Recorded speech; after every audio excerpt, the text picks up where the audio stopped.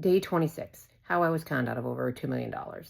Okay, so at this point, I'm $180,000 in for supposedly this travel account lawsuit, and then I put another $50,000 in for her attorney, plus another 15, I think 10 or 15,000 for the U.S. attorney, and now supposedly Celia wants her to travel to Singapore to defend herself, and says she has the right to have the trial there in Singapore because that's where the money's based.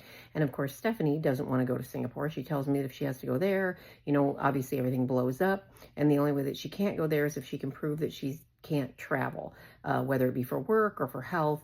So she had told us before that she had some sort of heart condition that made her heart race and some panic, probably panic attacks is what she's saying, and has medicine from her doctor so she can get a doctor's excuse. And of course, they say, oh no, we need our doctor to examine her, and a doctor of our choosing. And so the only place that she can go to a doctor that's close is Chicago, which is about 4.5 hours from us. So she says, do you want to ride with me to Chicago to go? They're like, fuck no, I don't want to ride to Chicago to go to some doctor. Like, you just need to go and get your ass, do whatever you need to do to get out of having to go to Singapore. So she supposedly goes for the weekend or something like that with her sister or a friend. I'm not sure, for a shopping trip, or at least that's what she supposedly tells her husband.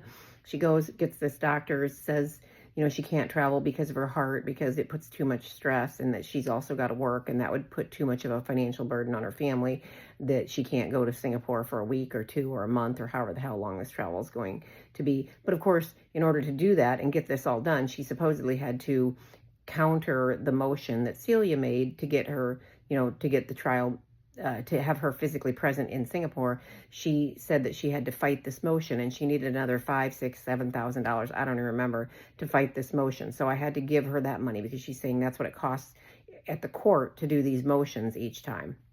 Well, let me just tell you how many motions she kept doing, or supposedly kept doing. But anyway, give her the money. She's supposedly not going to have to go to Singapore, but yet the trial's going to have to start. So she starts the trial, at least supposedly starts the trial. This is what she's telling me. And all of a sudden, Celia starts to file motion after motion after motion after motion. So we start to need, $5, $10, $15, $20,000 at a pop. And at this point, I'm bleeding money. Like, I cashed advance every credit card that I had.